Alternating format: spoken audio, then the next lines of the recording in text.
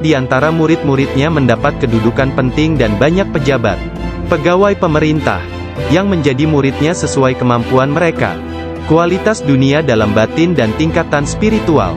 Dia memerintahkan banyak di antara murid-muridnya untuk bertindak sebagai wakil-wakilnya. Di antaranya ada yang menjadi guru spiritual dan yang lainnya sebagai hakim. Bahkan di antara muridnya ada yang menjalankan kemarin. Saat itu aku ketakutan, namun diliputi penuh ketakjuban.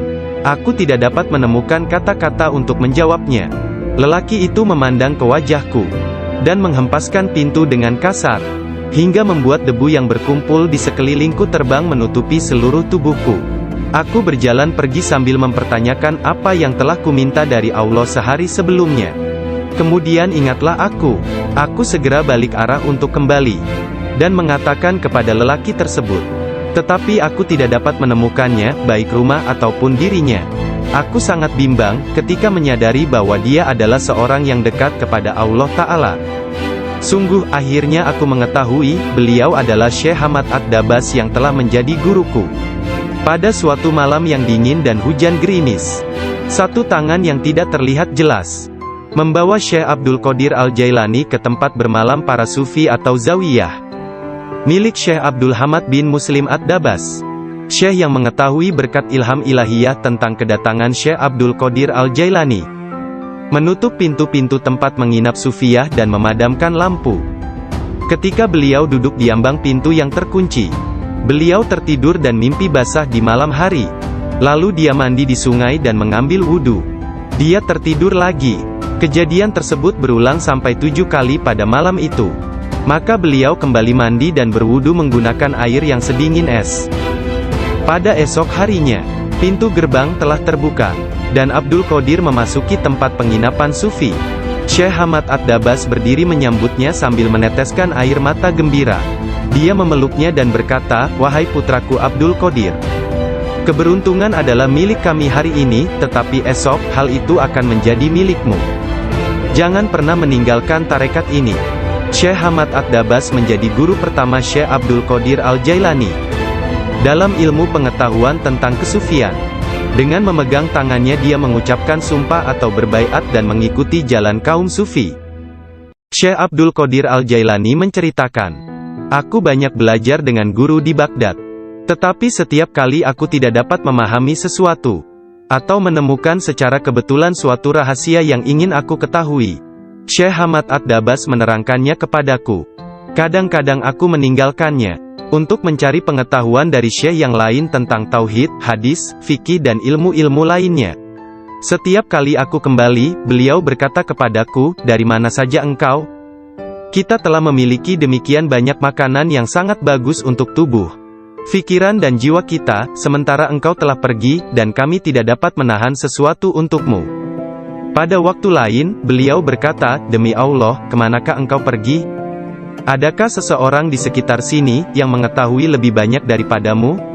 Para darwis atau para sufi akan mengusikku secara terus-menerus dan berkata, "Engkau adalah seorang ahli hukum atau ahli fikih, ahli sastra, ahli pengetahuan dan seorang ulama atau alim syariat. Urusan apa yang engkau miliki di antara kita? Mengapa engkau tidak keluar dari sini?" Syekh Hamad Ad-Dabas memarahi mereka dan berkata, "Betapa memalukan kalian ini. Aku bersumpah bahwa tidak ada seorang pun seperti dia di antara kalian. Tidak ada seorang pun di antara kalian yang akan naik di atas jari kakinya. Jika kalian berpikir aku kasar terhadapnya dan engkau meniruku, aku melakukannya untuk membawanya kepada kesempurnaan dan mengujinya. Aku melihat dia dalam dunia spiritual yang keras seperti batu, besar seperti gunung."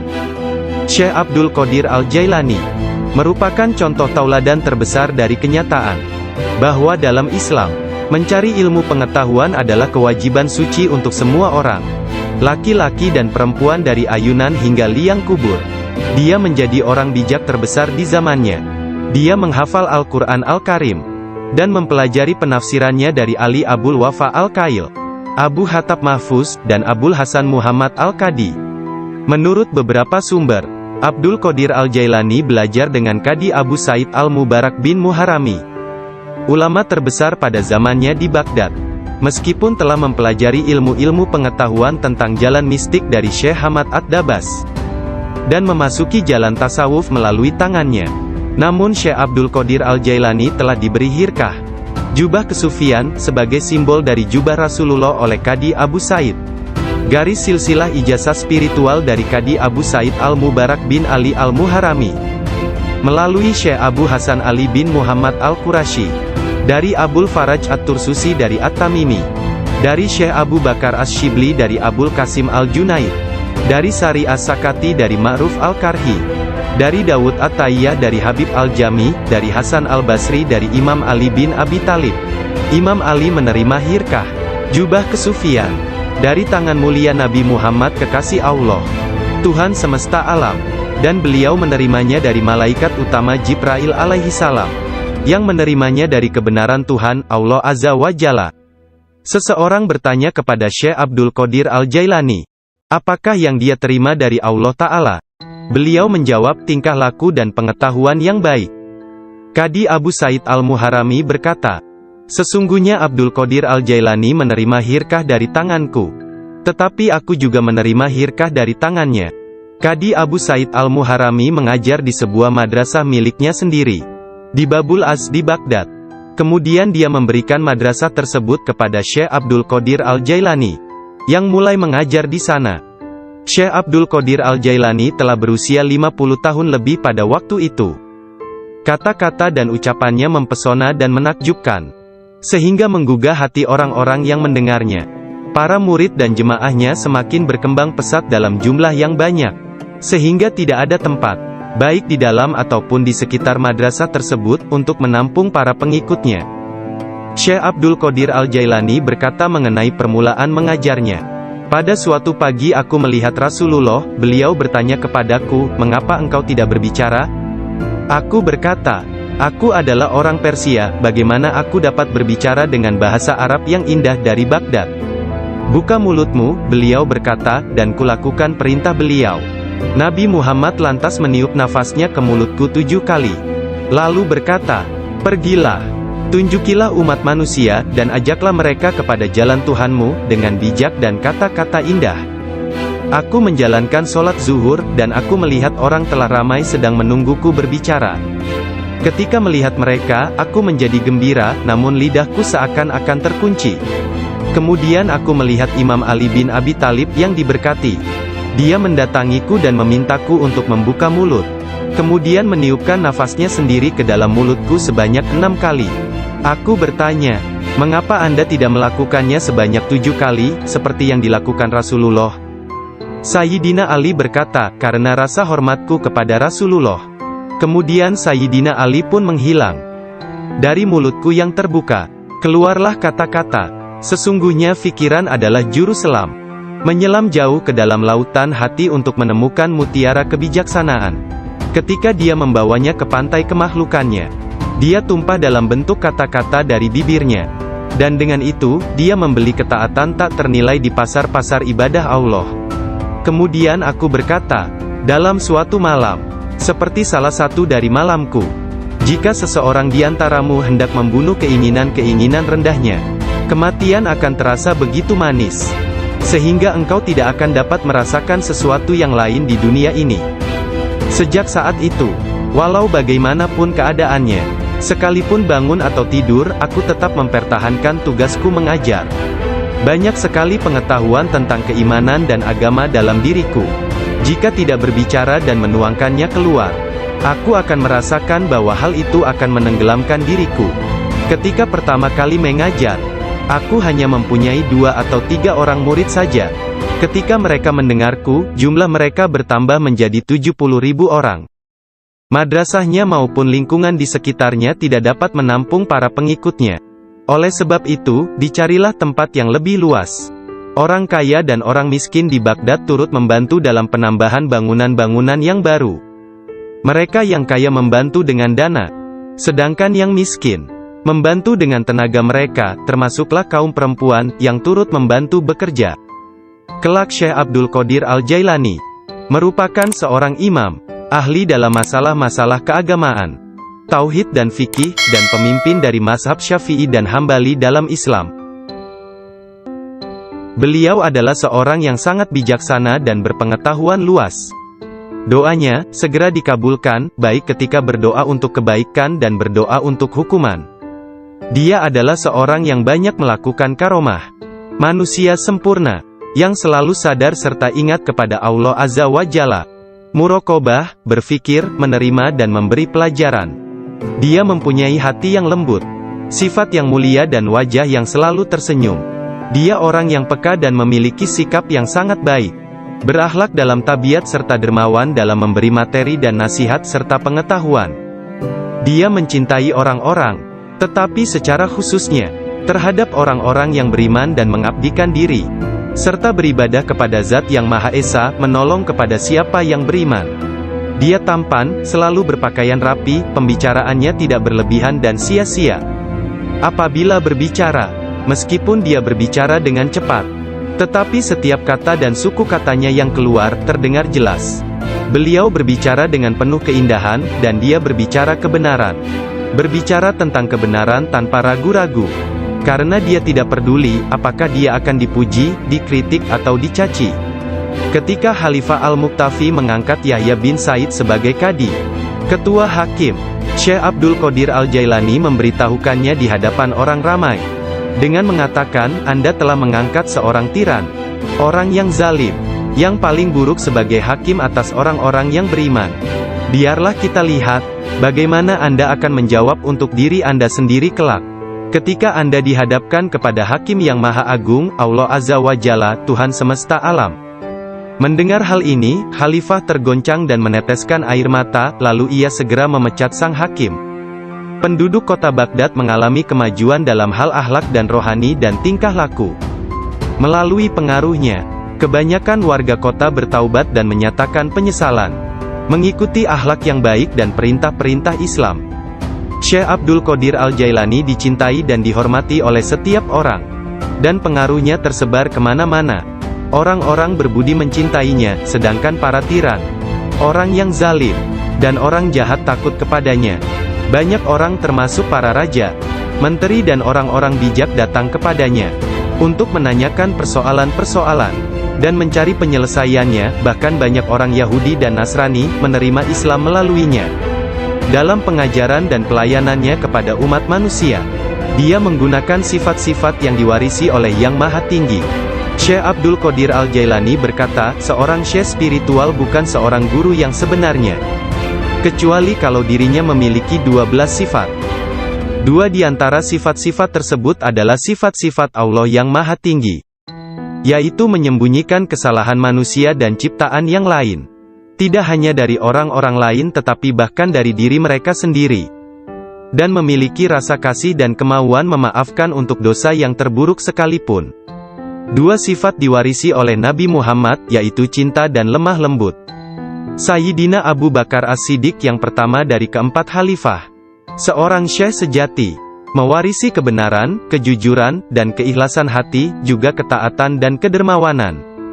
Dari Sayyidina Umar bin Khattab, yaitu keadilan dan menekankan kebenaran serta mencegah kesalahan. Dari Sayyidina Utsman bin Affan, yaitu kerendahan hati dan bangun serta berdoa ketika manusia lainnya dalam keadaan tertidur. Dan dari Sayyidina Ali bin Abi Thalib, yaitu pengetahuan dan keteguhan hati serta keberanian.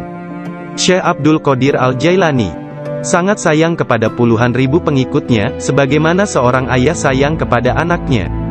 Dia mengetahui nama dan memperhatikan masalah-masalah duniawi, juga keadaan spiritual mereka. Dia membantu dan menyelamatkan mereka dari bencana kemalangan, bahkan jika mereka berada di tempat jauh sekalipun. Dia adalah seorang ayah bersama anak-anaknya, dan memperlakukan mereka dengan penuh kelembutan dan keharuan. Kepada orang yang lebih tua darinya, dia seolah-olah menjadi lebih tua daripada mereka, dan memperlakukan mereka dengan hormat. Dia menjalin persahabatan dengan kalangan orang miskin dan lemah, serta tidak pernah mencari teman di antara orang-orang terkenal dan berkuasa.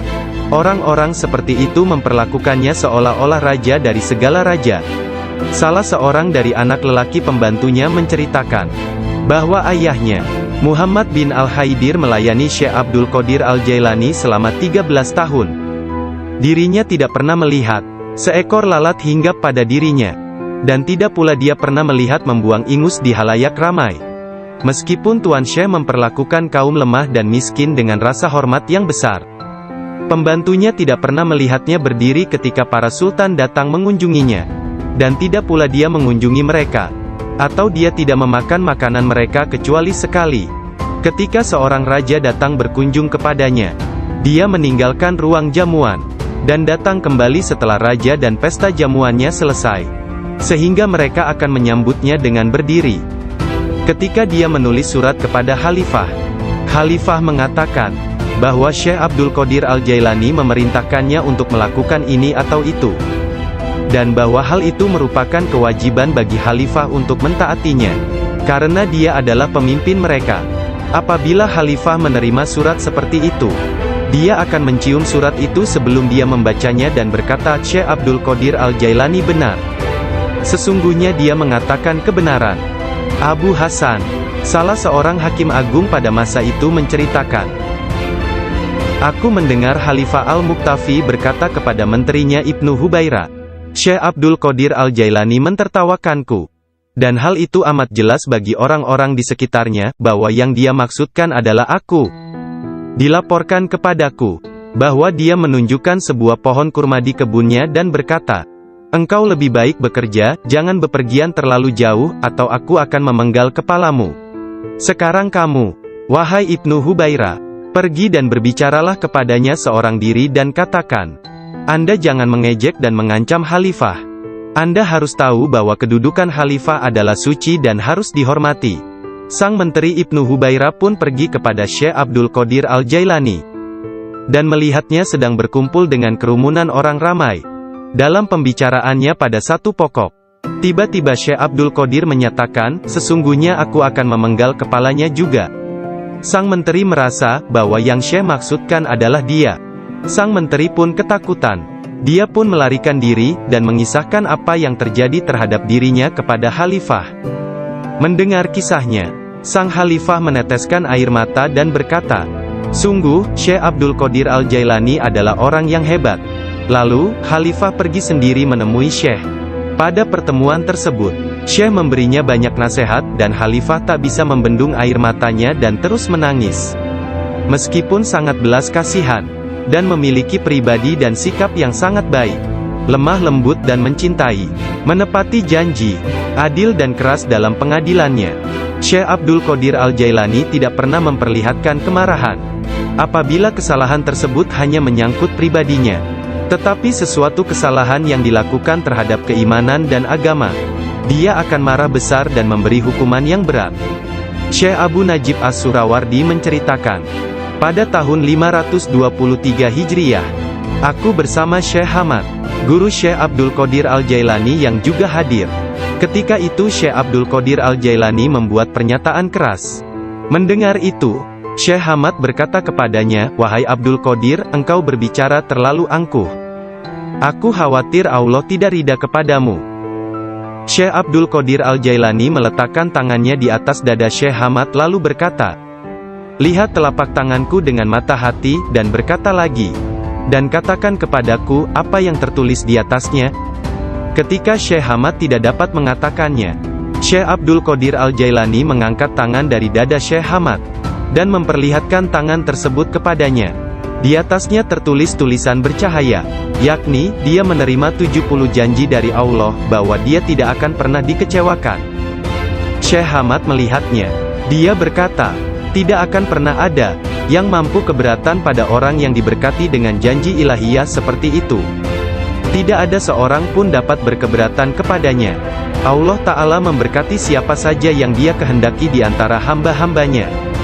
Syekh Abdul Qadir Al-Jailani sering berkata, tidak ada seorang pun di antara muridku akan mati, sebelum mereka taubat penuh penyesalan. Mereka semua akan mati sebagai hamba-hamba Allah yang beriman. Masing-masing di antara pengikutku akan menyelamatkan 7 orang saudaranya yang berdosa dari api neraka. Seandainya jauh di barat sana, kemaluan salah seorang dari pengikutku tersingkap secara tiba-tiba karena kecerobohannya, kami, meskipun berada jauh di timur, akan menutupinya sebelum seseorang dapat melihatnya. Aku telah diberi sebuah kitab. yaitu sebuah kitab yang panjangnya sejauh mata memandang. Berisi semua nama orang yang akan mengikutiku hingga akhir zaman.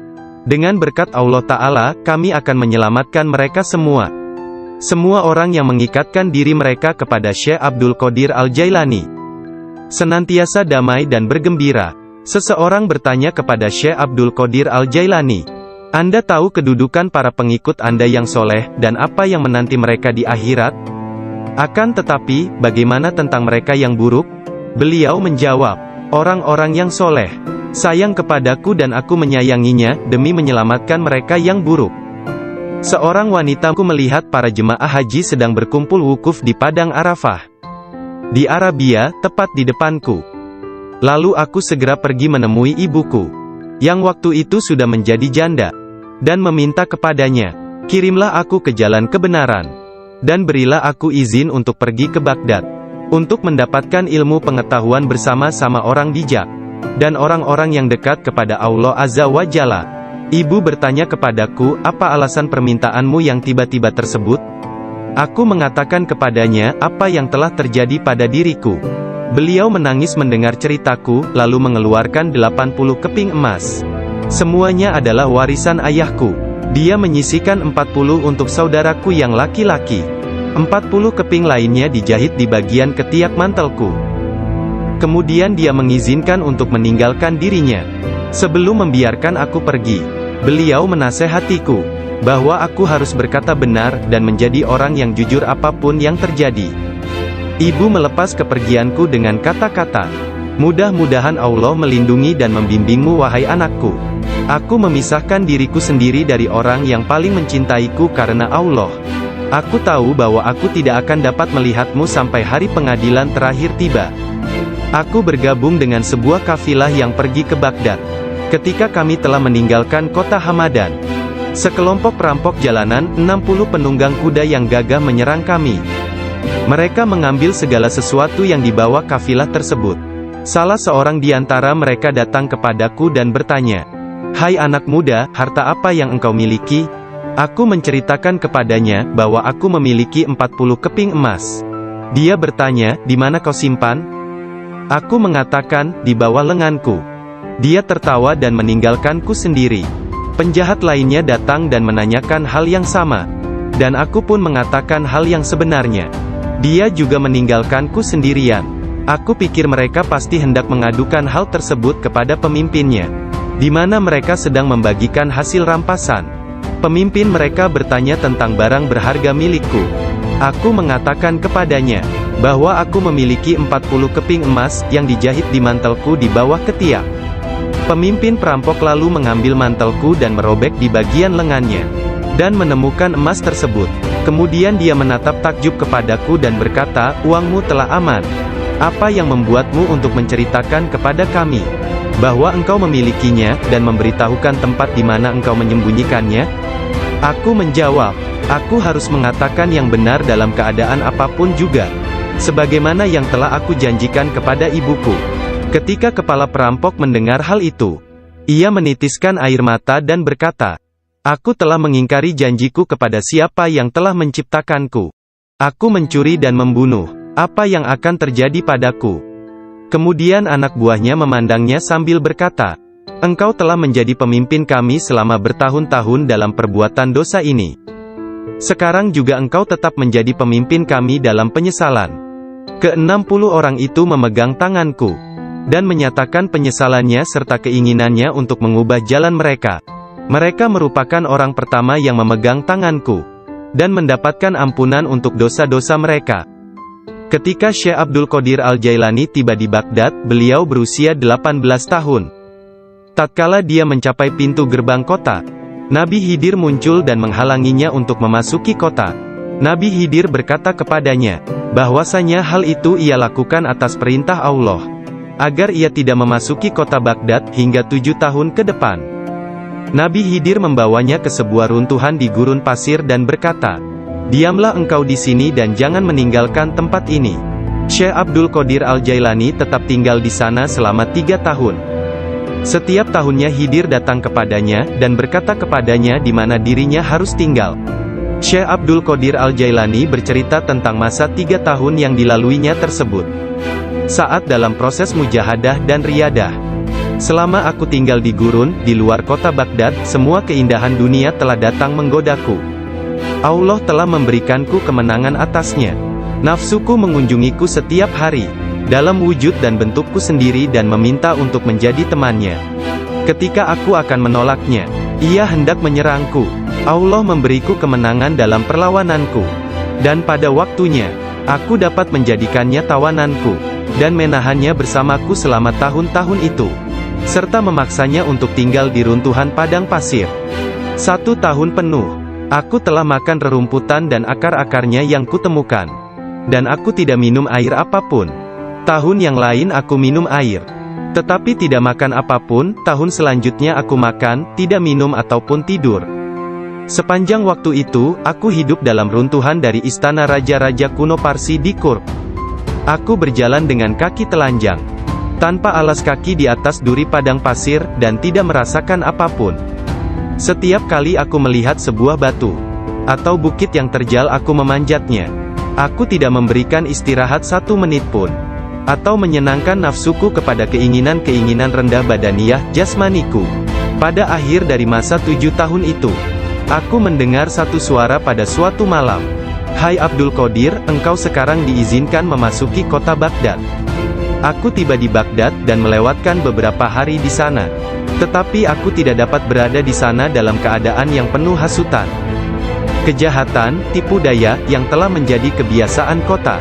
Lalu untuk menyelamatkan diriku sendiri dari kejahatan kota, yang telah mengalami kemerosotan akhlak guna menyelamatkan keimananku, aku meninggalkannya. Hanya kitab suci Al-Quran yang kubawa bersamaku. Saat tiba di pintu gerbang, dalam perjalanan untuk berkholwat di padang pasir, aku mendengar satu suara, "Kemana engkau hendak pergi?" Kata suara itu, "Kembalilah, engkau harus melayani orang-orang." "Apa yang dapat kupedulikan tentang orang lain?" sanggahku. "Aku ingin menyelamatkan keimananku. Kembalilah dan jangan pernah merasa bimbang terhadap keimananmu." Suara itu melanjutkan, "Tidak ada sesuatu pun yang akan membahayakanmu." Aku sungguh tidak dapat melihat orang yang berkata tersebut.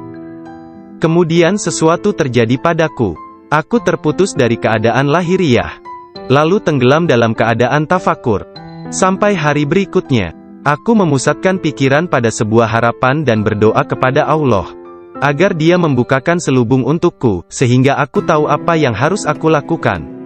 Hari berikutnya, ketika tengah berkeliling di sebuah permukiman bernama Muzafariyah, seorang lelaki yang sebelumnya tidak pernah kulihat, membuka pintu rumahnya dan mempersilakanku untuk masuk. "Mari Abdul Qadir."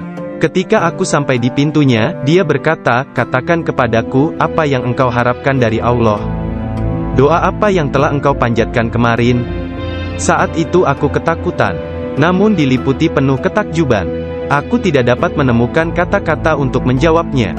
Lelaki itu memandang ke wajahku, dan menghempaskan pintu dengan kasar, hingga membuat debu yang berkumpul di sekelilingku terbang menutupi seluruh tubuhku.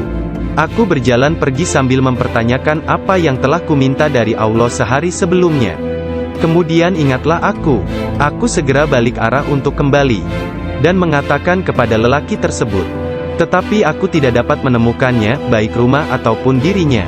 Aku sangat bimbang, ketika menyadari bahwa dia adalah seorang yang dekat kepada Allah Ta'ala. Sungguh, akhirnya aku mengetahui, beliau adalah Syekh Hamad Ad-Dabas yang telah menjadi guruku. Pada suatu malam yang dingin dan hujan gerimis, satu tangan yang tidak terlihat jelas membawa Syekh Abdul Qadir Al-Jailani ke tempat bermalam para sufi atau zawiyah, milik Syekh Abdul Hamad bin Muslim Ad-Dabas. Syekh yang mengetahui berkat ilham ilahiyah tentang kedatangan Syekh Abdul Qadir Al-Jailani, menutup pintu-pintu tempat menginap sufiyah dan memadamkan lampu. Ketika beliau duduk di ambang pintu yang terkunci, beliau tertidur dan mimpi basah di malam hari. Lalu dia mandi di sungai dan mengambil wudhu. Dia tertidur lagi. Kejadian tersebut berulang sampai 7 kali pada malam itu. Maka beliau kembali mandi dan berwudhu menggunakan air yang sedingin es. Pada esok harinya, pintu gerbang telah terbuka, dan Abdul Qadir memasuki tempat penginapan sufi. Syekh Hamad Ad-Dabas berdiri menyambutnya sambil meneteskan air mata gembira. Dia memeluknya dan berkata, "Wahai putraku Abdul Qadir, keberuntungan adalah milik kami hari ini, tetapi esok, hal itu akan menjadi milikmu. Jangan pernah meninggalkan tarekat ini." Syekh Hamad Ad-Dabas menjadi guru pertama Syekh Abdul Qadir Al-Jailani dalam ilmu pengetahuan tentang kesufian. Dengan memegang tangannya dia mengucapkan sumpah atau berbaiat dan mengikuti jalan kaum sufi. Syekh Abdul Qadir Al-Jailani menceritakan, "Aku banyak belajar dengan guru di Baghdad. Tetapi setiap kali aku tidak dapat memahami sesuatu, atau menemukan secara kebetulan suatu rahasia yang ingin aku ketahui, Syekh Hamad Ad-Dabas menerangkannya kepadaku. Kadang-kadang aku meninggalkannya untuk mencari pengetahuan dari syekh yang lain tentang tauhid, hadis, fikih dan ilmu-ilmu lainnya. Setiap kali aku kembali, beliau berkata kepadaku, 'Dari mana saja engkau?' 'Kita telah memiliki demikian banyak makanan yang sangat bagus untuk tubuh, pikiran dan jiwa kita, sementara engkau telah pergi, dan kami tidak dapat menahan sesuatu untukmu.' Pada waktu lain, beliau berkata, 'Demi Allah, kemanakah engkau pergi? Adakah seseorang di sekitar sini, yang mengetahui lebih banyak daripadamu?' Para darwis atau para sufi akan mengusikku secara terus-menerus dan berkata, 'Engkau adalah seorang ahli hukum atau ahli fikih, ahli sastra, ahli pengetahuan dan seorang ulama atau alim syariat. Urusan apa yang engkau miliki di antara kita? Mengapa engkau tidak keluar dari sini?' Syekh Hamad Ad-Dabas memarahi mereka dan berkata, 'Betapa memalukan kalian ini. Aku bersumpah bahwa tidak ada seorang pun seperti dia di antara kalian. Tidak ada seorang pun di antara kalian yang akan naik di atas jari kakinya. Jika kalian berpikir aku kasar terhadapnya dan engkau meniruku, aku melakukannya untuk membawanya kepada kesempurnaan dan mengujinya. Aku melihat dia dalam dunia spiritual yang keras seperti batu, besar seperti gunung.'" Syekh Abdul Qadir Al-Jailani merupakan contoh tauladan terbesar dari kenyataan bahwa dalam Islam, mencari ilmu pengetahuan adalah kewajiban suci untuk semua orang, laki-laki dan perempuan dari ayunan hingga liang kubur. Dia menjadi orang bijak terbesar di zamannya. Dia menghafal Al-Quran Al-Karim, dan mempelajari penafsirannya dari Ali Abul Wafa Al-Kail, Abu Hatab Mahfuz, dan Abul Hasan Muhammad Al-Qadi. Menurut beberapa sumber, Abdul Qadir Al-Jailani belajar dengan Qadi Abu Said Al-Mubarak bin Muharrami, ulama terbesar pada zamannya di Baghdad. Meskipun telah mempelajari ilmu-ilmu pengetahuan tentang jalan mistik dari Syekh Hamad Ad-Dabas, dan memasuki jalan tasawuf melalui tangannya, namun Syekh Abdul Qadir Al-Jailani telah diberi hirkah, jubah kesufian, sebagai simbol dari jubah Rasulullah oleh Qadi Abu Said. Garis silsilah ijazah spiritual dari Qadi Abu Said Al-Mubarak bin Ali Al-Muharrami, melalui Syekh Abu Hasan Ali bin Muhammad Al-Qurashi, dari Abul Faraj At-Tursusi dari At-Tamimi, dari Syekh Abu Bakar As-Shibli dari Abul Qasim Al-Junaid, dari Sari As-Sakati dari Ma'ruf Al-Karhi, dari Dawud At-Tayyah dari Habib Al-Jami, dari Hasan Al-Basri dari Imam Ali bin Abi Talib.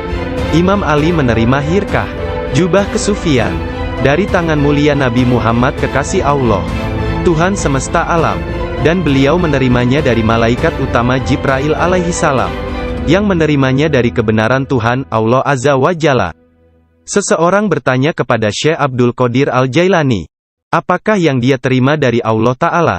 Beliau menjawab, tingkah laku dan pengetahuan yang baik. Qadi Abu Said Al-Muharrami berkata, sesungguhnya Abdul Qadir Al-Jailani menerima hirkah dari tanganku, tetapi aku juga menerima hirkah dari tangannya. Qadi Abu Said Al-Muharrami mengajar di sebuah madrasah miliknya sendiri, di Babul Az di Baghdad. Kemudian dia memberikan madrasah tersebut kepada Syekh Abdul Qadir Al-Jailani, yang mulai mengajar di sana. Syekh Abdul Qadir Al-Jailani telah berusia 50 tahun lebih pada waktu itu.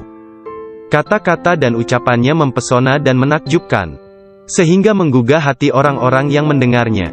Para murid dan jemaahnya semakin berkembang pesat dalam jumlah yang banyak, sehingga tidak ada tempat, baik di dalam ataupun di sekitar madrasah tersebut, untuk menampung para pengikutnya.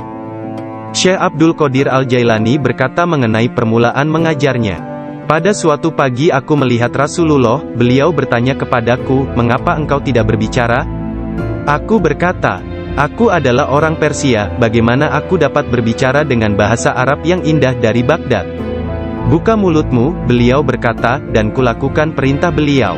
Nabi Muhammad lantas meniup nafasnya ke mulutku 7 kali. Lalu berkata, pergilah, tunjukilah umat manusia, dan ajaklah mereka kepada jalan Tuhanmu, dengan bijak dan kata-kata indah. Aku menjalankan sholat zuhur, dan aku melihat orang telah ramai sedang menungguku berbicara. Ketika melihat mereka, aku menjadi gembira, namun lidahku seakan-akan terkunci. Kemudian aku melihat Imam Ali bin Abi Thalib yang diberkati. Dia mendatangiku dan memintaku untuk membuka mulut. Kemudian meniupkan nafasnya sendiri ke dalam mulutku sebanyak 6 kali. Aku bertanya, mengapa Anda tidak melakukannya sebanyak 7 kali, seperti yang dilakukan Rasulullah? Sayyidina Ali berkata, karena rasa hormatku kepada Rasulullah. Kemudian Sayyidina Ali pun menghilang. Dari mulutku yang terbuka, keluarlah kata-kata, sesungguhnya fikiran adalah juru selam. Menyelam jauh ke dalam lautan hati untuk menemukan mutiara kebijaksanaan. Ketika dia membawanya ke pantai kemakhlukannya, dia tumpah dalam bentuk kata-kata dari bibirnya. Dan dengan itu, dia membeli ketaatan tak ternilai di pasar-pasar ibadah Allah. Kemudian aku berkata, dalam suatu malam, seperti salah satu dari malamku, jika seseorang di antaramu hendak membunuh keinginan-keinginan rendahnya, kematian akan terasa begitu manis, sehingga engkau tidak akan dapat merasakan sesuatu yang lain di dunia ini. Sejak saat itu, walau bagaimanapun keadaannya, sekalipun bangun atau tidur, aku tetap mempertahankan tugasku mengajar. Banyak sekali pengetahuan tentang keimanan dan agama dalam diriku. Jika tidak berbicara dan menuangkannya keluar, aku akan merasakan bahwa hal itu akan menenggelamkan diriku. Ketika pertama kali mengajar, aku hanya mempunyai 2 atau 3 orang murid saja. Ketika mereka mendengarku, jumlah mereka bertambah menjadi 70.000 orang. Madrasahnya maupun lingkungan di sekitarnya tidak dapat menampung para pengikutnya. Oleh sebab itu, dicarilah tempat yang lebih luas. Orang kaya dan orang miskin di Baghdad turut membantu dalam penambahan bangunan-bangunan yang baru. Mereka yang kaya membantu dengan dana, sedangkan yang miskin membantu dengan tenaga mereka, termasuklah kaum perempuan, yang turut membantu bekerja. Kelak Syekh Abdul Qadir Al-Jailani merupakan seorang imam, ahli dalam masalah-masalah keagamaan, tauhid dan fikih, dan pemimpin dari mazhab Syafi'i dan Hambali dalam Islam. Beliau adalah seorang yang sangat bijaksana dan berpengetahuan luas. Doanya segera dikabulkan, baik ketika berdoa untuk kebaikan dan berdoa untuk hukuman. Dia adalah seorang yang banyak melakukan karomah. Manusia sempurna, yang selalu sadar serta ingat kepada Allah Azza wa Jalla. Muraqabah, berfikir, menerima dan memberi pelajaran. Dia mempunyai hati yang lembut, sifat yang mulia dan wajah yang selalu tersenyum. Dia orang yang peka dan memiliki sikap yang sangat baik. Berakhlak dalam tabiat serta dermawan dalam memberi materi dan nasihat serta pengetahuan. Dia mencintai orang-orang, tetapi secara khususnya terhadap orang-orang yang beriman dan mengabdikan diri, serta beribadah kepada Zat yang Maha Esa, menolong kepada siapa yang beriman. Dia tampan, selalu berpakaian rapi, pembicaraannya tidak berlebihan dan sia-sia. Apabila berbicara, meskipun dia berbicara dengan cepat, tetapi setiap kata dan suku katanya yang keluar, terdengar jelas. Beliau berbicara dengan penuh keindahan, dan dia berbicara kebenaran. Berbicara tentang kebenaran tanpa ragu-ragu. Karena dia tidak peduli, apakah dia akan dipuji, dikritik atau dicaci. Ketika Khalifah Al-Muqtafi mengangkat Yahya bin Said sebagai kadi, ketua hakim, Syekh Abdul Qadir Al-Jailani memberitahukannya di hadapan orang ramai, dengan mengatakan, Anda telah mengangkat seorang tiran, orang yang zalim, yang paling buruk sebagai hakim atas orang-orang yang beriman. Biarlah kita lihat, bagaimana Anda akan menjawab untuk diri Anda sendiri kelak. Ketika Anda dihadapkan kepada Hakim yang Maha Agung, Allah Azza wa Jalla, Tuhan semesta alam. Mendengar hal ini, Khalifah tergoncang dan meneteskan air mata, lalu ia segera memecat sang hakim. Penduduk kota Baghdad mengalami kemajuan dalam hal akhlak dan rohani dan tingkah laku. Melalui pengaruhnya, kebanyakan warga kota bertaubat dan menyatakan penyesalan, mengikuti akhlak yang baik dan perintah-perintah Islam. Syekh Abdul Qadir Al-Jailani dicintai dan dihormati oleh setiap orang. Dan pengaruhnya tersebar kemana-mana. Orang-orang berbudi mencintainya, sedangkan para tiran, orang yang zalim, dan orang jahat takut kepadanya. Banyak orang termasuk para raja, menteri dan orang-orang bijak datang kepadanya untuk menanyakan persoalan-persoalan dan mencari penyelesaiannya. Bahkan banyak orang Yahudi dan Nasrani menerima Islam melaluinya. Dalam pengajaran dan pelayanannya kepada umat manusia, dia menggunakan sifat-sifat yang diwarisi oleh Yang Maha Tinggi. Syekh Abdul Qadir Al-Jailani berkata, seorang syekh spiritual bukan seorang guru yang sebenarnya, kecuali kalau dirinya memiliki 12 sifat. Dua di antara sifat-sifat tersebut adalah sifat-sifat Allah yang Maha Tinggi, yaitu menyembunyikan kesalahan manusia dan ciptaan yang lain. Tidak hanya dari orang-orang lain tetapi bahkan dari diri mereka sendiri. Dan memiliki rasa kasih dan kemauan memaafkan untuk dosa yang terburuk sekalipun. Dua sifat diwarisi oleh Nabi Muhammad, yaitu cinta dan lemah lembut.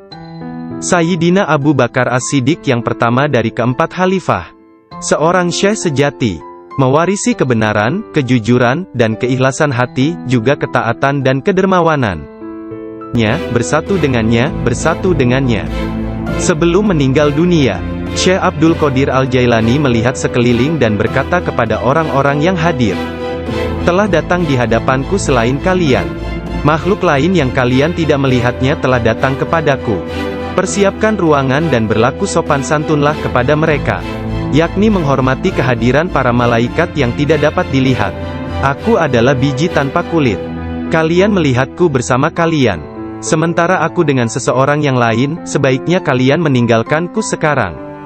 Kemudian dia berkata, wahai malaikat pencabut nyawa, aku tidak takut kepadamu, tidak juga kepada sesuatu pun yang lain, kecuali hanya kepada Allah, yang telah menemaniku dan bermurah hati kepadaku. Pada saat terakhir, dia mengangkat tangan dan berkata, tiada Tuhan selain Allah dan Muhammad adalah Rasul-Nya. Kemuliaan hanya bagi Allah yang Maha Agung, yang hidup abadi. Kemuliaan hanya milik-Nya, yang Maha Kuasa, yang menguasai hamba-hambanya dengan kematian. Kemudian dia mengeluarkan seruan yang keras dan berkata, Allah, Allah, Allah. Dan ruhnya yang mulia serta diberkati meninggalkan jasadnya. Maka wafatlah kekasih Allah menghadap keharibaan. Nama lengkap Syekh Abdul Qadir Al-Jailani berikut nasab dari pihak ayah adalah Abu Muhammad Abdul Qadir bin Abu Sahih Musa bin Janka Dausat, Janki Doasti, bin Abdullah, bin Yahya Az-Zahid bin Muhammad bin Dawud, bin Musa bin Abdullah bin Musa Al-Juni bin Abdullah bin Al-Mahdi, bin Hasan Al-Musana bin Hasan bin Ali bin Abi Talib dan Fatimah Az-Zahra. Silsilah nasab Syekh Abdul Qadir Al-Jailani bersambung kepada Nabi Muhammad Rasulullah, dari putri beliau yang bernama Sayyidah Fatimah Az-Zahra, istri Sayyidina Ali bin Abi Talib. Adapun silsilah dari ibunya adalah Abdul Qadir bin Fatimah binti Abdullah, bin Abu Jamaluddin bin Tahir bin Abdullah bin Kamaluddin Isa, bin Muhammad Al-Jawad bin Ali Ar-Rida bin Musa Al-Kazim, bin Jafar As-Sadiq bin Muhammad Al-Bakir bin Ali Zainul Abidin, bin Husain bin Ali bin Abi Talib. Sepanjang masa bayinya, Syekh Abdul Qadir Jailani tidak pernah makan selama bulan puasa. Suatu ketika pada awal Ramadan, cuaca mendung dan orang-orang tidak dapat melihat bulan baru. Tidak tahu apakah bulan Ramadan sesungguhnya telah masuk atau belum. Mereka datang kepada Ummul Khair Fatimah, ibunda Syekh Abdul Qadir, dan menanyakan apakah si anak sudah makan hari itu. Karena dia belum makan, mereka menetapkan bahwa puasa telah dimulai. Abdul Qadir Al-Jailani menceritakan, ketika kecil, setiap hari aku selalu didatangi seorang malaikat dalam bentuk pemuda tampan. Dia berjalan bersamaku dari rumah ke madrasah, dan membuat anak-anak lain di dalam kelas memberiku tempat di barisan pertama. Dia tinggal bersamaku sepanjang hari dan kemudian membawaku pulang ke rumah. Dalam sehari, aku belajar lebih banyak daripada murid lain yang belajar dalam 1 minggu. Awalnya aku tidak tahu siapa dia. Suatu hari, aku bertanya kepadanya, dan dia berkata, aku salah satu malaikat Allah. Dia mengirim dan memerintahku untuk bersamamu selama engkau belajar. Beliau kembali menceritakan mengenai masa kanak-kanaknya. Dia berkata, Setiap kali ingin pergi bermain dengan anak-anak lain, aku mendengar satu suara berkata, "Datanglah kepadaku sebagai gantinya, wahai orang yang diberkati. Datanglah kepadaku." Dalam keadaan ketakutan, aku pergi dan mencari ketenangan di balik lengan ibuku. Sekarang, bahkan dalam ketaatan penuh dan halwat yang panjang, aku tidak dapat mendengar dengan jelas suara tersebut. Ketika Abdul Qadir Al-Jailani ditanya oleh seseorang, apa kuncinya yang membawa dirinya pada tingkatan spiritual yang tinggi? Beliau berkata, kejujuran yang telah aku janjikan kepada ibuku. Abdul Qadir Al-Jailani menceritakannya sebagai berikut. Suatu hari, malam Aidul Adha, aku pergi ke ladang kami untuk membantu menggarap tanah. Semasa aku berjalan di belakang lembu jantan, dia memalingkan kepalanya dan memandangku seraya berkata, "Engkau tidak diciptakan untuk pekerjaan ini." Sungguh, aku sangat ketakutan dan berlari ke rumah dan memanjat ke atap rumah petak bertingkat. Ketika melihat keluar, tiba-tiba aku melihat para jemaah haji sedang berkumpul wukuf di Padang Arafah. Di Arabia, tepat di depanku. Lalu aku segera pergi menemui ibuku, yang waktu itu sudah menjadi janda, dan meminta kepadanya, "Kirimlah aku ke jalan kebenaran, dan berilah aku izin untuk pergi ke Baghdad, untuk mendapatkan ilmu pengetahuan bersama-sama orang bijak, dan orang-orang yang dekat kepada Allah Azza wa Jalla." Ibu bertanya kepadaku, "Apa alasan permintaanmu yang tiba-tiba tersebut?" Aku mengatakan kepadanya apa yang telah terjadi pada diriku. Beliau menangis mendengar ceritaku, lalu mengeluarkan 80 keping emas. Semuanya adalah warisan ayahku. Dia menyisihkan 40 untuk saudaraku yang laki-laki. 40 keping lainnya dijahit di bagian ketiak mantelku. Kemudian dia mengizinkan untuk meninggalkan dirinya. Sebelum membiarkan aku pergi, beliau menasehatiku bahwa aku harus berkata benar, dan menjadi orang yang jujur apapun yang terjadi. Ibu melepas kepergianku dengan kata-kata, "Mudah-mudahan Allah melindungi dan membimbingmu wahai anakku. Aku memisahkan diriku sendiri dari orang yang paling mencintaiku karena Allah. Aku tahu bahwa aku tidak akan dapat melihatmu sampai hari pengadilan terakhir tiba." Aku bergabung dengan sebuah kafilah yang pergi ke Baghdad. Ketika kami telah meninggalkan kota Hamadan, sekelompok perampok jalanan, 60 penunggang kuda yang gagah menyerang kami. Mereka mengambil segala sesuatu yang dibawa kafilah tersebut. Salah seorang di antara mereka datang kepadaku dan bertanya, "Hai anak muda, harta apa yang engkau miliki?" Aku menceritakan kepadanya bahwa aku memiliki 40 keping emas. Dia bertanya, "Di mana kau simpan?" Aku mengatakan, "Di bawah lenganku." Dia tertawa dan meninggalkanku sendiri. Penjahat lainnya datang dan menanyakan hal yang sama, dan aku pun mengatakan hal yang sebenarnya. Dia juga meninggalkanku sendirian. Aku pikir mereka pasti hendak mengadukan hal tersebut kepada pemimpinnya, di mana mereka sedang membagikan hasil rampasan. Pemimpin mereka bertanya tentang barang berharga milikku. Aku mengatakan kepadanya bahwa aku memiliki 40 keping emas yang dijahit di mantelku di bawah ketiak. Pemimpin perampok lalu mengambil mantelku dan merobek di bagian lengannya, dan menemukan emas tersebut. Kemudian dia menatap takjub kepadaku dan berkata, "Uangmu telah aman. Apa yang membuatmu untuk menceritakan kepada kami bahwa engkau memilikinya, dan memberitahukan tempat di mana engkau menyembunyikannya?" Aku menjawab, "Aku harus mengatakan yang benar dalam keadaan apapun juga, sebagaimana yang telah aku janjikan kepada ibuku." Ketika kepala perampok mendengar hal itu, ia menitiskan air mata dan berkata, "Aku telah mengingkari janjiku kepada siapa yang telah menciptakanku. Aku mencuri dan membunuh. Apa yang akan terjadi padaku?" Kemudian anak buahnya memandangnya sambil berkata, "Engkau telah menjadi pemimpin kami selama bertahun-tahun dalam perbuatan dosa ini. Sekarang juga engkau tetap menjadi pemimpin kami dalam penyesalan." Ke-60 orang itu memegang tanganku dan menyatakan penyesalannya serta keinginannya untuk mengubah jalan mereka. Mereka merupakan orang pertama yang memegang tanganku dan mendapatkan ampunan untuk dosa-dosa mereka. Ketika Syekh Abdul Qadir Al-Jailani tiba di Baghdad, beliau berusia 18 tahun. Tatkala dia mencapai pintu gerbang kota, Nabi Khidir muncul dan menghalanginya untuk memasuki kota. Nabi Khidir berkata kepadanya bahwasanya hal itu ia lakukan atas perintah Allah. agar ia tidak memasuki kota Baghdad hingga 7 tahun ke depan. Nabi Khidir membawanya ke sebuah runtuhan di gurun pasir dan berkata, "Diamlah engkau di sini dan jangan meninggalkan tempat ini." Syekh Abdul Qadir Al-Jailani tetap tinggal di sana selama 3 tahun. Setiap tahunnya Khidir datang kepadanya, dan berkata kepadanya di mana dirinya harus tinggal. Syekh Abdul Qadir Al-Jailani bercerita tentang masa 3 tahun yang dilaluinya tersebut. Saat dalam proses mujahadah dan riyadah. Selama aku tinggal di gurun, di luar kota Baghdad, semua keindahan dunia telah datang menggodaku. Allah telah memberikanku kemenangan atasnya. Nafsuku mengunjungiku setiap hari, dalam wujud dan bentukku sendiri dan meminta untuk menjadi temannya. Ketika aku akan menolaknya, ia hendak menyerangku. Allah memberiku kemenangan dalam perlawananku.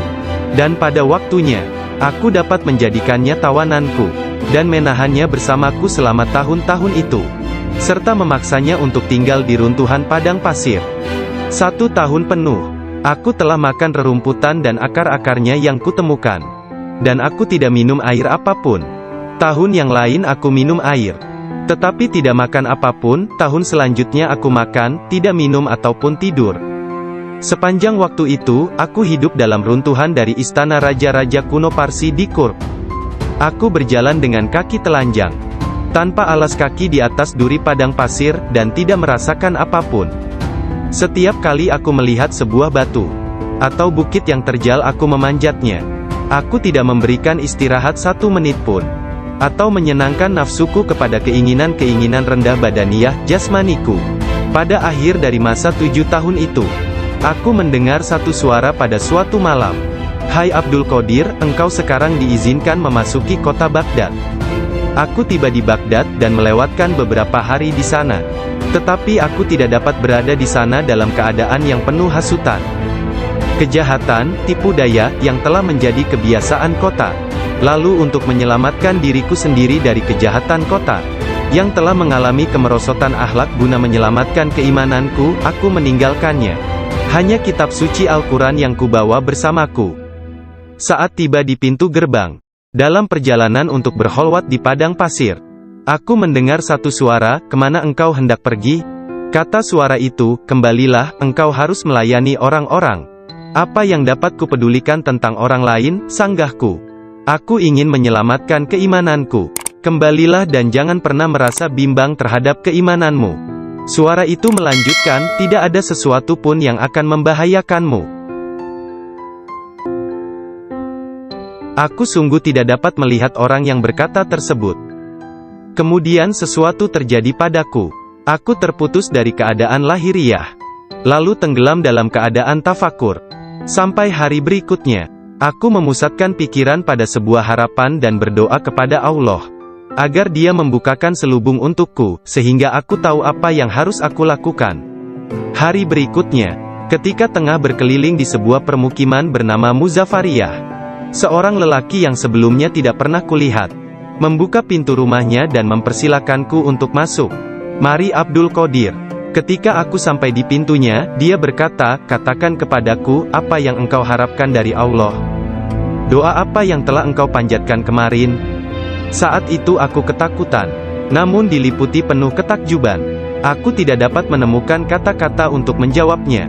Lelaki itu memandang ke wajahku, dan menghempaskan pintu dengan kasar, hingga membuat debu yang berkumpul di sekelilingku terbang menutupi seluruh tubuhku. Aku berjalan pergi sambil mempertanyakan apa yang telah kuminta dari Allah sehari sebelumnya. Kemudian ingatlah aku. Aku segera balik arah untuk kembali, dan mengatakan kepada lelaki tersebut. Tetapi aku tidak dapat menemukannya, baik rumah ataupun dirinya. Aku sangat bimbang, ketika menyadari bahwa dia adalah seorang yang dekat kepada Allah Ta'ala. Sungguh, akhirnya aku mengetahui, beliau adalah Syekh Hamad Ad-Dabas yang telah menjadi guruku. Pada suatu malam yang dingin dan hujan gerimis, satu tangan yang tidak terlihat jelas membawa Syekh Abdul Qadir Al-Jailani ke tempat bermalam para sufi atau zawiyah, milik Syekh Abdul Hamad bin Muslim Ad-Dabas. Syekh yang mengetahui berkat ilham ilahiyah tentang kedatangan Syekh Abdul Qadir Al-Jailani, menutup pintu-pintu tempat menginap sufiyah dan memadamkan lampu. Ketika beliau duduk di ambang pintu yang terkunci, Beliau tertidur dan mimpi basah di malam hari. Lalu dia mandi di sungai dan mengambil wudhu. Dia tertidur lagi. Kejadian tersebut berulang sampai 7 kali pada malam itu. Maka beliau kembali mandi dan berwudu menggunakan air yang sedingin es. Pada esok harinya, pintu gerbang telah terbuka, dan Abdul Qadir memasuki tempat penginapan Sufi. Syekh Hamad Ad-Dabas berdiri menyambutnya sambil meneteskan air mata gembira. Dia memeluknya dan berkata, "Wahai putraku Abdul Qadir, keberuntungan adalah milik kami hari ini, tetapi esok, hal itu akan menjadi milikmu. Jangan pernah meninggalkan tarekat ini."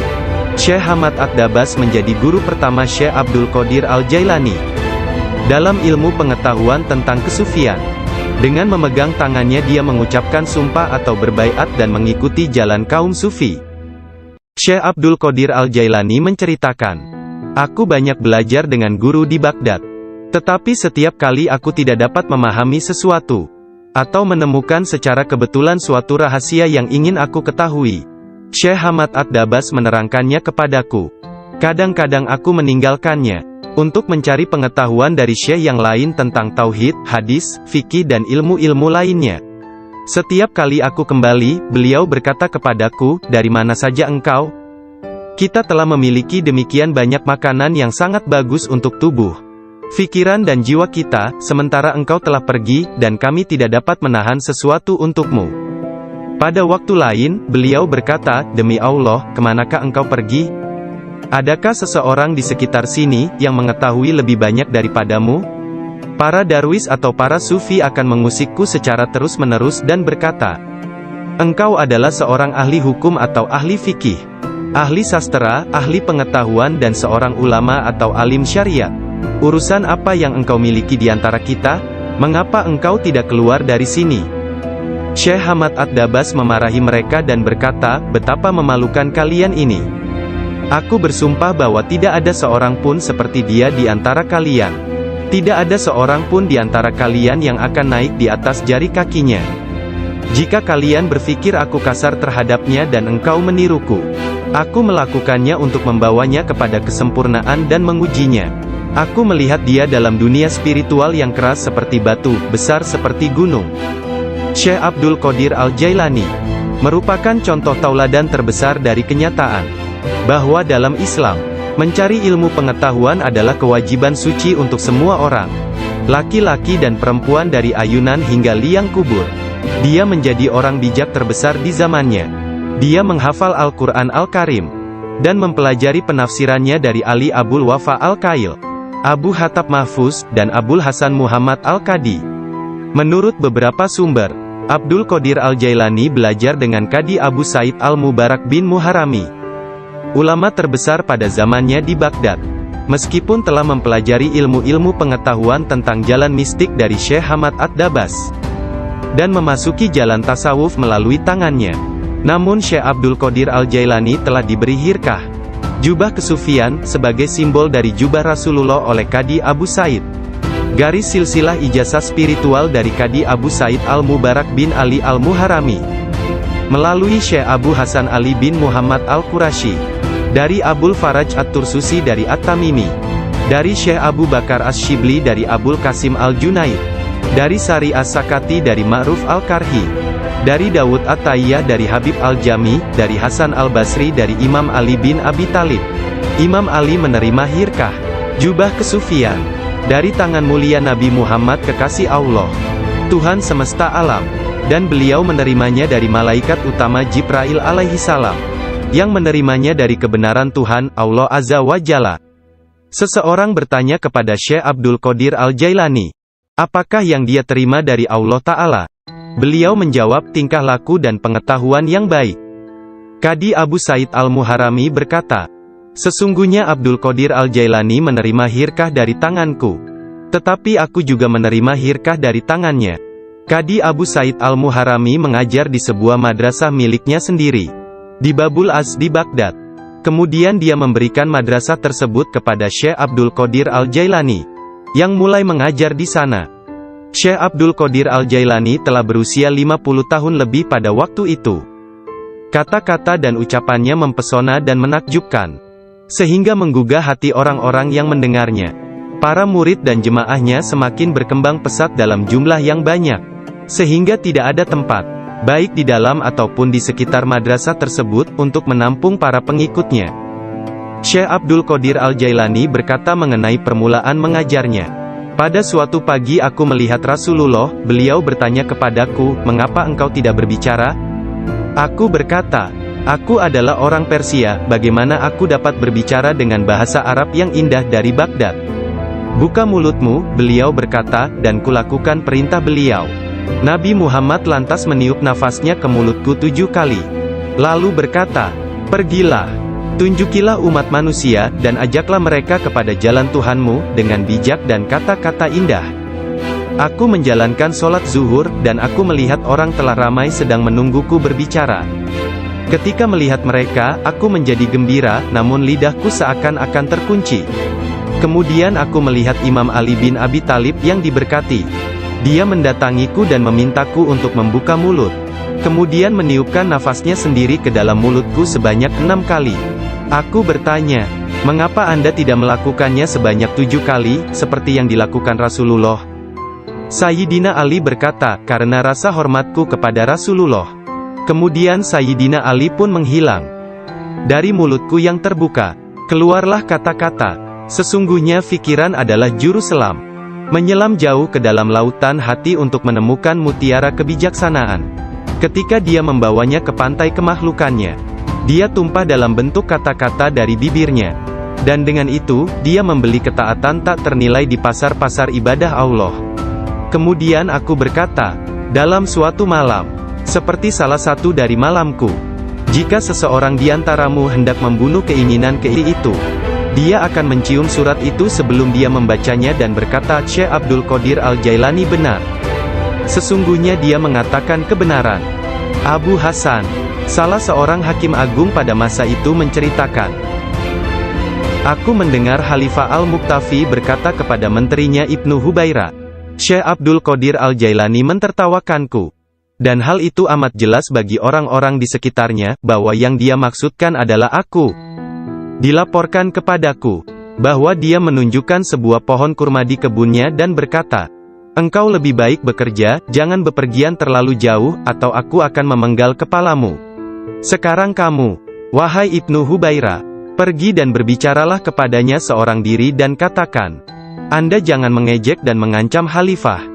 Anda harus tahu bahwa kedudukan Khalifah adalah suci dan harus dihormati.'" Sang menteri Ibnu Hubairah pun pergi kepada Syekh Abdul Qadir Al-Jailani, dan melihatnya sedang berkumpul dengan kerumunan orang ramai. Dalam pembicaraannya pada satu pokok, tiba-tiba Syekh Abdul Qadir menyatakan, "Sesungguhnya aku akan memenggal kepalanya juga." Sang menteri merasa bahwa yang Syekh maksudkan adalah dia. Sang menteri pun ketakutan. Dia pun melarikan diri, dan mengisahkan apa yang terjadi terhadap dirinya kepada Khalifah. Mendengar kisahnya, sang Khalifah meneteskan air mata dan berkata, "Sungguh, Syekh Abdul Qadir Al-Jailani adalah orang yang hebat." Lalu, Khalifah pergi sendiri menemui Syekh. Pada pertemuan tersebut, Syekh memberinya banyak nasihat, dan Khalifah tak bisa membendung air matanya dan terus menangis. Meskipun sangat belas kasihan, dan memiliki pribadi dan sikap yang sangat baik, lemah lembut dan mencintai, menepati janji, adil dan keras dalam pengadilannya, Syekh Abdul Qadir Al-Jailani tidak pernah memperlihatkan kemarahan. Apabila kesalahan tersebut hanya menyangkut pribadinya, tetapi sesuatu kesalahan yang dilakukan terhadap keimanan dan agama, dia akan marah besar dan memberi hukuman yang berat. Syekh Abu Najib As-Surawardi menceritakan, pada tahun 523 Hijriah, aku bersama Syekh Hamad, guru Syekh Abdul Qadir Al-Jailani yang juga hadir. Ketika itu Syekh Abdul Qadir Al-Jailani membuat pernyataan keras. Mendengar itu, Syekh Hamad berkata kepadanya, "Wahai Abdul Qadir, engkau berbicara terlalu angkuh. Aku khawatir Allah tidak ridha kepadamu." Syekh Abdul Qadir Al-Jailani meletakkan tangannya di atas dada Syekh Hamad lalu berkata, "Lihat telapak tanganku dengan mata hati," dan berkata lagi, "Dan katakan kepadaku, apa yang tertulis di atasnya?" Ketika Syekh Hamad tidak dapat mengatakannya, Syekh Abdul Qadir Al-Jailani mengangkat tangan dari dada Syekh Hamad, dan memperlihatkan tangan tersebut kepadanya. Di atasnya tertulis tulisan bercahaya, yakni, dia menerima 70 janji dari Allah, bahwa dia tidak akan pernah dikecewakan. Syekh Hamad melihatnya. Dia berkata, tidak akan pernah ada yang mampu keberatan pada orang yang diberkati dengan janji ilahiyah seperti itu. Tidak ada seorang pun dapat berkeberatan kepadanya. Allah Ta'ala memberkati siapa saja yang dia kehendaki di antara hamba-hambanya. Syekh Abdul Qadir Al-Jailani sering berkata, tidak ada seorang pun di antara muridku akan mati, sebelum mereka taubat penuh penyesalan. Mereka semua akan mati sebagai hamba-hamba Allah yang beriman. Masing-masing di antara pengikutku akan menyelamatkan 7 orang saudaranya yang berdosa dari api neraka. Seandainya jauh di barat sana, kemaluan salah seorang dari pengikutku tersingkap secara tiba-tiba karena kecerobohannya, kami, meskipun berada jauh di timur, akan menutupinya sebelum seseorang dapat melihatnya. Aku telah diberi sebuah kitab, yaitu sebuah kitab yang panjangnya sejauh mata memandang, berisi semua nama orang yang akan mengikutiku hingga akhir zaman. Dengan berkat Allah Ta'ala, kami akan menyelamatkan mereka semua. Semua orang yang mengikatkan diri mereka kepada Syekh Abdul Qadir Al-Jailani senantiasa damai dan bergembira. Seseorang bertanya kepada Syekh Abdul Qadir Al-Jailani, Anda tahu kedudukan para pengikut Anda yang soleh, dan apa yang menanti mereka di akhirat? Akan tetapi, bagaimana tentang mereka yang buruk? Beliau menjawab, orang-orang yang soleh sayang kepadaku dan aku menyayanginya, demi menyelamatkan mereka yang buruk. Seorang wanita muda menjadi pengikut Syekh Abdul Qadir Al-Jailani yang tinggal di Sri Lanka. Pada suatu hari, dia diserang di sebuah tempat yang sepi oleh seorang lelaki yang hendak memperkosanya. Dalam keadaan tidak berdaya, dia berteriak, "Selamatkan aku, wahai Syekhku Abdul Qadir Al-Jailani." Saat itu, Syekh Abdul Qadir Al-Jailani sedang mengambil wudhu di Baghdad. Orang-orang melihat Syekh tiba-tiba berhenti, kemudian dengan marah, dia mengambil terompahnya, sandal, dan melemparkannya ke atas. Mereka tidak melihat terompah tersebut jatuh. Ternyata, terompah tersebut jatuh di atas kepala orang yang sedang menyerang gadis muda itu di Sri Lanka. Dan pria tersebut pun meninggal dunia. Disebutkan bahwa terompah tersebut tetap berada di sana, disimpan sebagai barang peninggalan. Syekh At-Tustari menceritakan bahwa suatu hari para pengikut Syekh Abdul Qadir Al-Jailani di Baghdad mencari Syekh Abdul Qadir Al-Jailani kemana-mana. Tiba-tiba seseorang berkata kepada mereka bahwa dirinya telah melihat Syekh Abdul Qadir Al-Jailani sedang berjalan menuju ke Sungai Tigris. Lalu para muridnya berlarian menuju ke sana hendak menyusulnya. Ketika sampai di sungai tersebut, mereka melihat syekhnya itu sedang berada di tengah sungai, berjalan di atas air menuju ke arah mereka. Semua ikan pada waktu itu menjulurkan kepalanya ke atas permukaan air dan memberi salam kepada Syekh Abdul Qadir Al-Jailani. Hal itu terjadi pada waktu sholat zuhur. Mereka melihat di atas mereka selembar sejadah yang luas membentang di atas kepala mereka, menutupi seluruh langit. Sajadah tersebut berwarna hijau dan di permukaannya bersulamkan ayat-ayat dari emas dan perak. Sejadah tersebut melayang seperti sejadah terbangnya Nabi Sulaiman, dan turun ke bumi. Orang-orang merasa takjub, diam dan dengan tenang mereka berjalan menuju kepadanya. Syekh Abdul Qadir Al-Jailani berpakaian indah, melangkah di atas sejadah tersebut, dan memimpin mereka melakukan sholat di atasnya. Ketika dia mengangkat tangannya dan mengucapkan Allahu Akbar, seluruhnya seolah-olah menggemakan suara yang sama. Ketika dia berdoa, para malaikat dari 7 petala langit dalam paduan suara mengulang doanya. Ketika dia mengucapkan, segala puji syukur hanya bagi Allah semata, sebuah cahaya hijau keluar dari mulutnya, menyelimuti langit.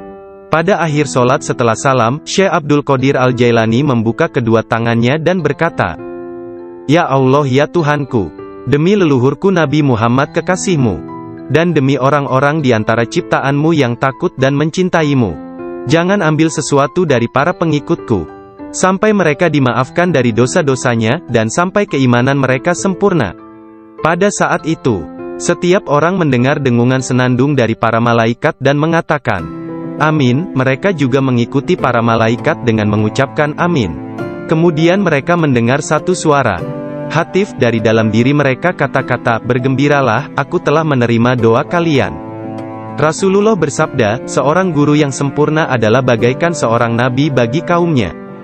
Sesungguhnya Hadrat Syekh Abdul Qadir Al-Jailani adalah salah seorang di antara para syekh yang sempurna tersebut, yang telah membukakan orang-orang kepada pintu gerbang kebahagiaan di dunia ini, dan pintu gerbang surga di akhirat. Setelah Syekh Abdul Qadir Al-Jailani menguasai nafsunya, dan menjadi seorang yang sempurna, serta hanya dengan diilhami perintah Rasulullah, dia menjadi seorang syekh dan menjalin hubungan dengan orang-orang. Dirinya senantiasa mengikuti teladan dari leluhurnya Nabi Muhammad Rasulullah. Ketika pengaruh ajaran Syekh Abdul Qadir Al-Jailani tersebar ke seluruh pelosok dunia, banyak di antara murid-muridnya mendapat kedudukan penting dan banyak pejabat, pegawai pemerintah, yang menjadi muridnya sesuai kemampuan mereka, kualitas dunia dalam batin dan tingkatan spiritual. Dia memerintahkan banyak di antara murid-muridnya untuk bertindak sebagai wakil-wakilnya. Di antaranya ada yang menjadi guru spiritual dan yang lainnya sebagai hakim. Bahkan di antara muridnya ada yang menjabat sebagai gubernur dan para pemegang kekuasaan dunia. Syekh Abdul Qadir Al-Jailani telah menyerahkan diri secara mutlak kepada Allah Azza wa Jalla. Malam-malamnya berlalu dengan sedikit atau bahkan tanpa tidur, dalam doa dan muraqabah menyendiri. Dia menghabiskan hari-harinya sebagai seorang pengikut sejati Nabi Muhammad, dalam berkhidmat dalam kemanusiaan 3 kali dalam seminggu. Dia selalu menyampaikan pengajian umum kepada puluhan ribu manusia, setiap hari di waktu pagi dan petang. Dia memberi pengajaran tafsir Al-Quran, hadis, ilmu tauhid, ilmu fikih dan tasawuf.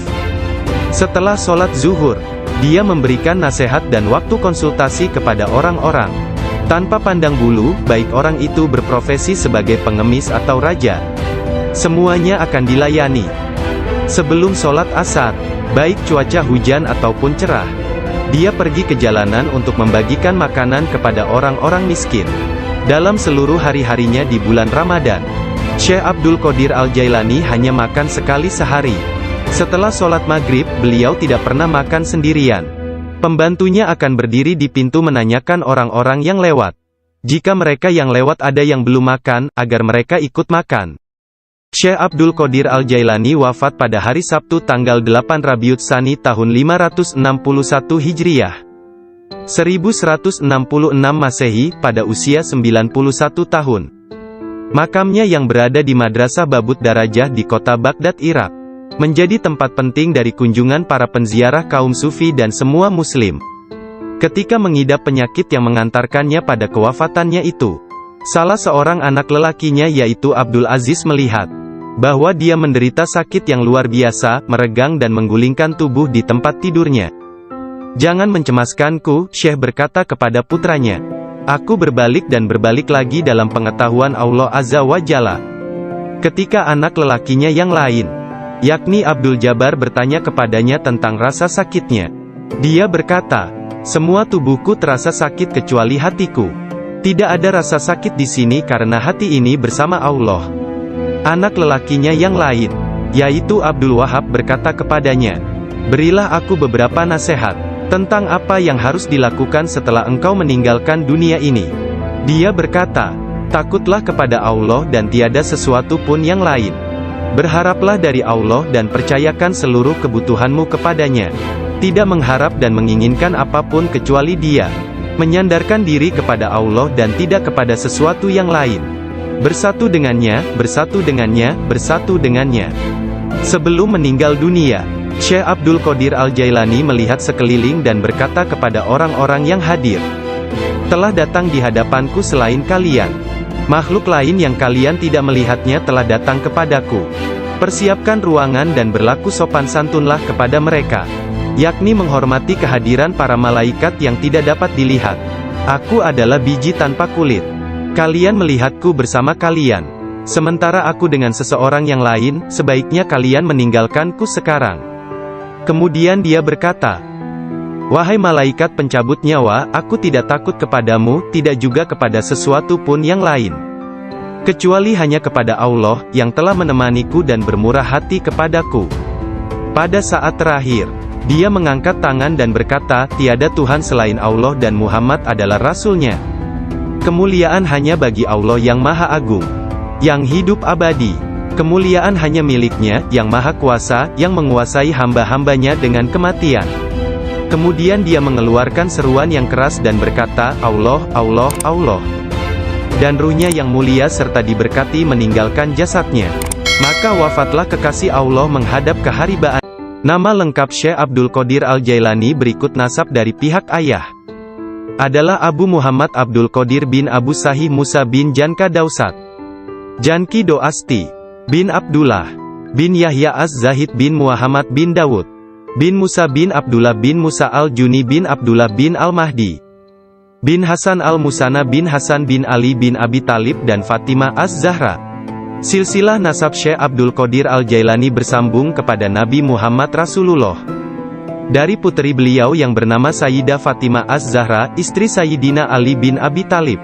Adapun silsilah dari ibunya adalah Abdul Qadir bin Fatimah binti Abdullah bin Abu Jamaluddin bin Tahir bin Abdullah bin Kamaluddin Isa bin Muhammad Al-Jawad bin Ali Ar-Rida bin Musa Al-Kazim bin Jafar As-Sadiq bin Muhammad Al-Bakir bin Ali Zainul Abidin bin Husain bin Ali bin Abi Talib. Sepanjang masa bayinya, Syekh Abdul Qadir Jailani tidak pernah makan selama bulan puasa. Suatu ketika pada awal Ramadan, cuaca mendung dan orang-orang tidak dapat melihat bulan baru. Tidak tahu apakah bulan Ramadan sesungguhnya telah masuk atau belum. Mereka datang kepada Ummul Khair Fatimah, ibunda Syekh Abdul Qadir, dan menanyakan apakah si anak sudah makan hari itu.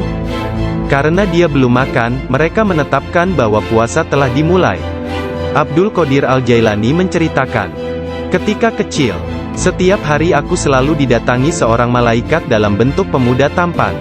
Dia berjalan bersamaku dari rumah ke madrasah, dan membuat anak-anak lain di dalam kelas memberiku tempat di barisan pertama. Dia tinggal bersamaku sepanjang hari dan kemudian membawaku pulang ke rumah. Dalam sehari, aku belajar lebih banyak daripada murid lain yang belajar dalam 1 minggu. Awalnya aku tidak tahu siapa dia. Suatu hari, aku bertanya kepadanya, dan dia berkata, aku salah satu malaikat Allah. Dia mengirim dan memerintahku untuk bersamamu selama engkau belajar. Beliau kembali menceritakan mengenai masa kanak-kanaknya. Dia berkata, setiap kali ingin pergi bermain dengan anak-anak lain, aku mendengar satu suara berkata, datanglah kepadaku sebagai gantinya, wahai orang yang diberkati. Datanglah kepadaku. Dalam keadaan ketakutan, aku pergi dan mencari ketenangan di balik lengan ibuku. Sekarang, bahkan dalam ketaatan penuh dan halwat yang panjang, aku tidak dapat mendengar dengan jelas suara tersebut. Ketika Abdul Qadir Al-Jailani ditanya oleh seseorang, apa kuncinya yang membawa dirinya pada tingkatan spiritual yang tinggi? Beliau berkata, kejujuran yang telah aku janjikan kepada ibuku. Abdul Qadir Al-Jailani menceritakannya sebagai berikut. Suatu hari, malam Aidul Adha, aku pergi ke ladang kami untuk membantu menggarap tanah. Semasa aku berjalan di belakang lembu jantan, dia memalingkan kepalanya dan memandangku seraya berkata, engkau tidak diciptakan untuk pekerjaan ini. Sungguh, aku sangat ketakutan dan berlari ke rumah dan memanjat ke atap rumah petak bertingkat. Ketika melihat keluar, tiba-tiba aku melihat para jemaah haji sedang berkumpul wukuf di Padang Arafah. Di Arabia, tepat di depanku. Lalu aku segera pergi menemui ibuku, yang waktu itu sudah menjadi janda, dan meminta kepadanya, kirimlah aku ke jalan kebenaran, dan berilah aku izin untuk pergi ke Baghdad, untuk mendapatkan ilmu pengetahuan bersama-sama orang bijak, dan orang-orang yang dekat kepada Allah Azza wa Jalla. Ibu bertanya kepadaku, apa alasan permintaanmu yang tiba-tiba tersebut? Aku mengatakan kepadanya, apa yang telah terjadi pada diriku. Beliau menangis mendengar ceritaku, lalu mengeluarkan 80 keping emas. Semuanya adalah warisan ayahku. Dia menyisihkan 40 untuk saudaraku yang laki-laki. 40 keping lainnya dijahit di bagian ketiak mantelku. Kemudian dia mengizinkan untuk meninggalkan dirinya. Sebelum membiarkan aku pergi, beliau menasehatiku, bahwa aku harus berkata benar, dan menjadi orang yang jujur apapun yang terjadi. Ibu melepas kepergianku dengan kata-kata, mudah-mudahan Allah melindungi dan membimbingmu wahai anakku. Aku memisahkan diriku sendiri dari orang yang paling mencintaiku karena Allah. Aku tahu bahwa aku tidak akan dapat melihatmu sampai hari pengadilan terakhir tiba. Aku bergabung dengan sebuah kafilah yang pergi ke Baghdad. Ketika kami telah meninggalkan kota Hamadan, sekelompok perampok jalanan, 60 penunggang kuda yang gagah menyerang kami. Mereka mengambil segala sesuatu yang dibawa kafilah tersebut. Salah seorang di antara mereka datang kepadaku dan bertanya, "Hai anak muda, harta apa yang engkau miliki?" Aku menceritakan kepadanya bahwa aku memiliki 40 keping emas. Dia bertanya, "Di mana kau simpan?" Aku mengatakan, "Di bawah lenganku." Dia tertawa dan meninggalkanku sendiri. Penjahat lainnya datang dan menanyakan hal yang sama. Dan aku pun mengatakan hal yang sebenarnya. Dia juga meninggalkanku sendirian. Aku pikir mereka pasti hendak mengadukan hal tersebut kepada pemimpinnya, di mana mereka sedang membagikan hasil rampasan. Pemimpin mereka bertanya tentang barang berharga milikku. Aku mengatakan kepadanya bahwa aku memiliki 40 keping emas yang dijahit di mantelku di bawah ketiak. Pemimpin perampok lalu mengambil mantelku dan merobek di bagian lengannya, dan menemukan emas tersebut. Kemudian dia menatap takjub kepadaku dan berkata, "Uangmu telah aman.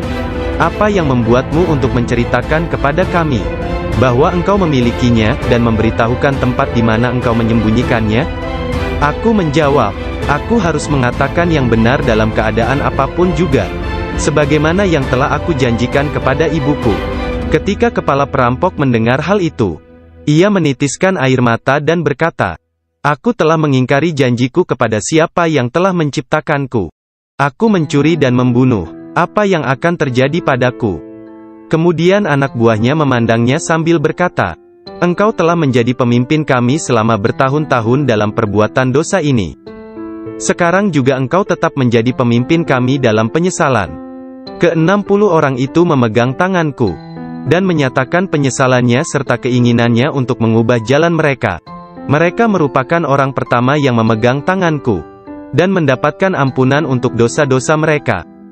Ketika Syekh Abdul Qadir Al-Jailani tiba di Baghdad, beliau berusia 18 tahun. Tatkala dia mencapai pintu gerbang kota, Nabi Khidir muncul dan menghalanginya untuk memasuki kota.